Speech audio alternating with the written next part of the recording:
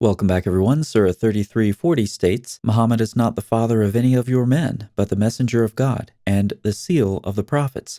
God has knowledge of everything. In David Power's biography of Zayd, he says, Islamic sources report that the early community of believers experimented with the formulation of the seal metaphor and its placement in the so-called Uthmanic Codex, so-called because the text itself is no longer extant.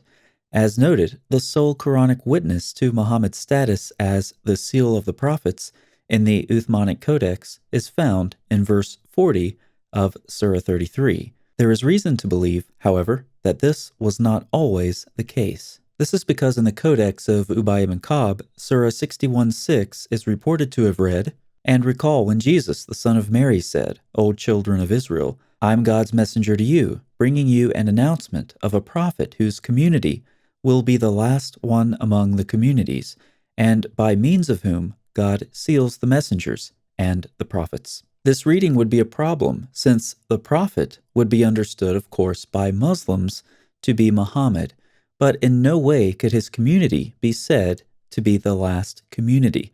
Let's read the standardized text of Surah 61:6 and note some differences. "And recall when Jesus, the son of Mary, said, 'O children of Israel, I am God's messenger to you, confirming the Torah that was revealed before me, and giving you good tidings of a messenger who will come after me, whose name will be more praiseworthy.'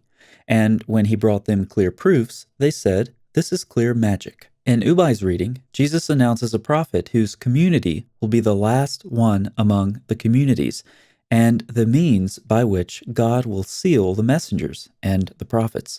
The standardized version says nothing about the seal of the prophets or the coming messengers community being the last of the communities.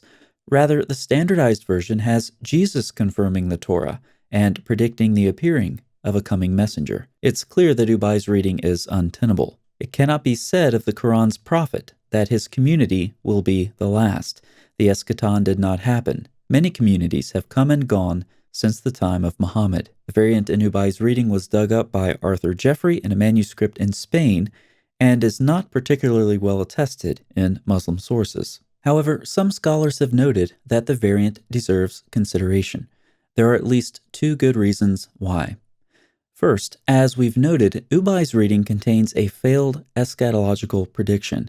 It's difficult to imagine the Muslim community later fabricating a reading that contains a failed prediction and then attributing that prediction to Ubayy. So, whether this variant belongs to Ubayy or not, its eschatological flavor makes it appear very early. An additional reason is something called the Last Emperor legend. Some believed that Rome was the last empire before the second coming of Christ. Its emperors were supposed to pave the way for the eschatological kingdom of God.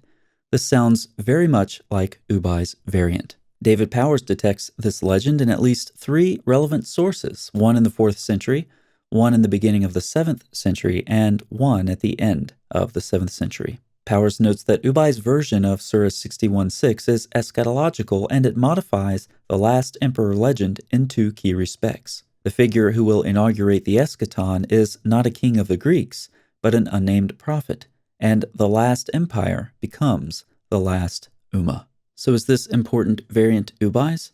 Or did it come from some other 7th century codex? Or did it come later on?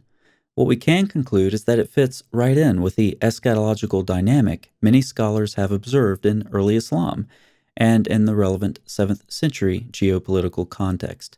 And the variant certainly could not have enjoyed a privileged position in the standardized Quran, since it made a prediction that never materialized.